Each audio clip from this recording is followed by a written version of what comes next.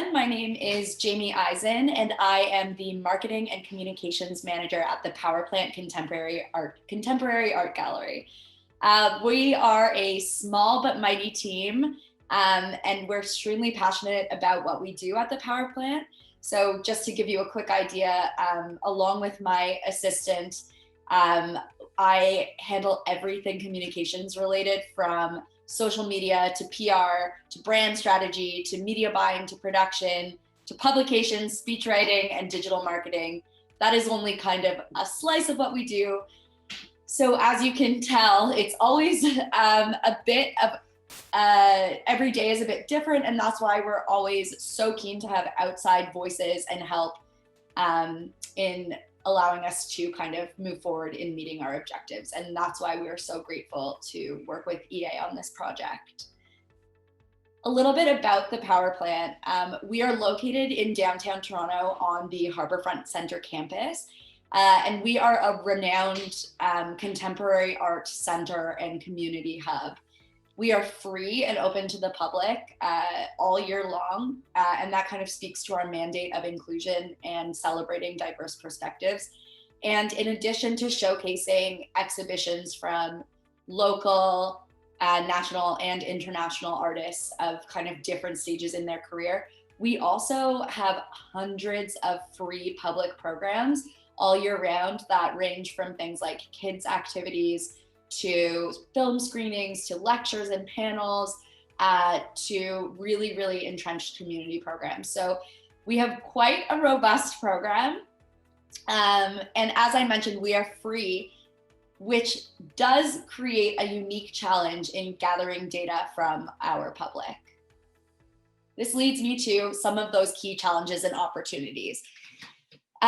When we set out in our new strategic plan in 2019, we set out a goal of having 100,000 visitors on site per year. Obviously, that has changed with COVID, but the goal remains the same in that we're looking to attract a healthy volume of visitors and some new audiences.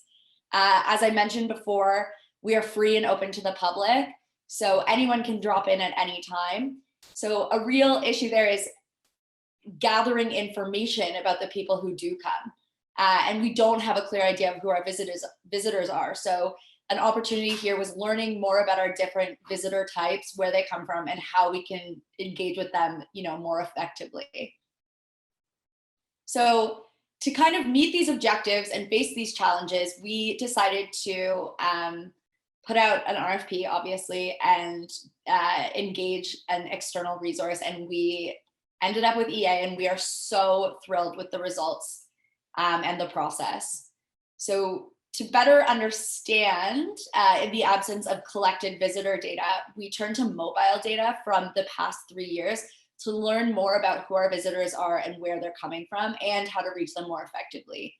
EA pulled over 52,000 records from the past 3 years to create a landscape of our visitors. This heat map is an example of where certain visitors were coming from.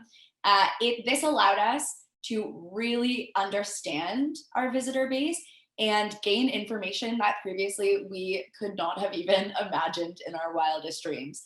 To give you an idea of the type of data we gathered before, we had pencils and paper in the gallery for optional surveys. So really the only people who were filling these out were people with very specific opinions and or people who truly just love the Power Plant and want their voices to be heard. But that did not give us a general overview of who is actually coming to see our exhibitions and participate in our programming. We ended up with 3 core target markets. As you can see, they are cultured youth, cultured affluents, and mid-scale millennials. This was not necessarily super surprising to us, as we kind of knew that our audience was cultured, were either established in their careers and in their kind of cultural input, or were young people who were excited about the more political work that we showcase. What was really interesting here was that a 4th target market emerged, and that was the established families group. This seemed to represent a key opportunity for growth for us and is something that we're taking quite seriously. So we decided to personify these 4 groups in the next phase of the work. This is an example of a prism segment for the cultured affluence group, sorry. Prism helped us learn more about these unique groups and how to speak to them individually, connect with target groups, and helped us kind of tweak our language, our messaging, our strategy around their behaviors.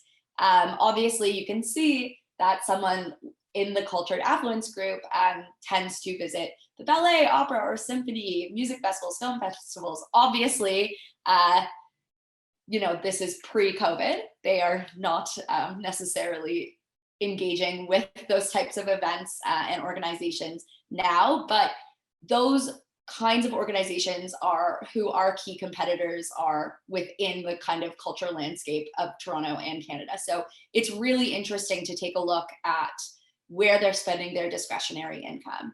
We found that Prism was so helpful in understanding our audience. These profiles really help us understand what their media behaviors are and where we can kind of focus more attention in terms of our marketing efforts. So the results, we are actually in the midst of a 5-phase marketing and communications strategy exercise. This was phase 2, I believe.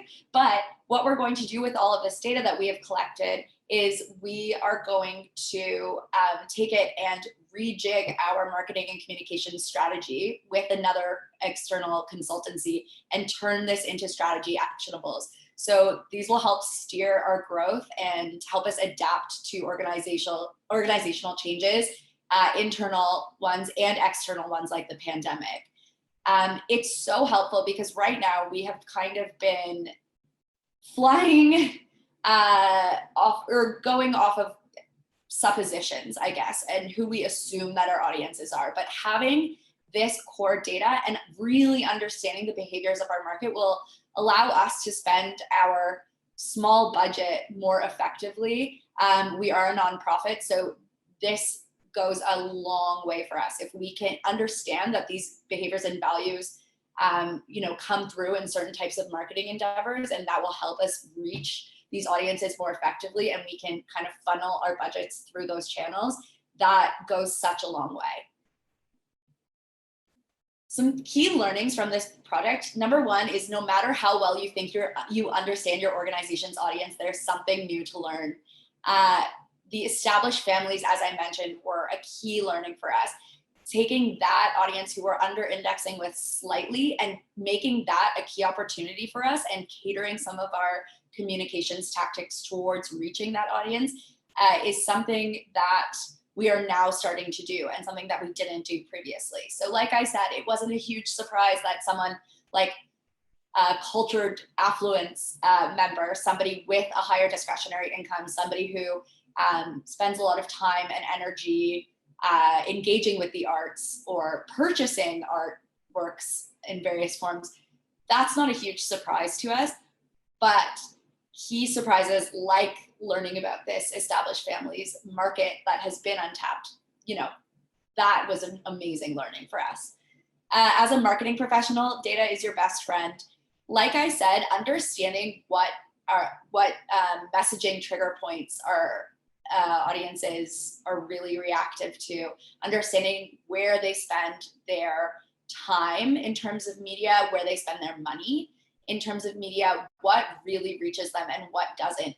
Having this kind of data is so essential, especially when you have a small budget and you can't really throw everything to the wall and see what sticks. It's really helpful to have key insights that lead strategy actionables. And the third is change is more manageable and successful if you understand your audience's core needs. Reacting and not just reacting, but being proactive about your audience's values will help you steer them to your organization and help you and your audience adapt as changes occur. I would now like to open up the floor for questions. Thank you so much for listening to me. And again, this exercise has been so fruitful for us. So please ask away.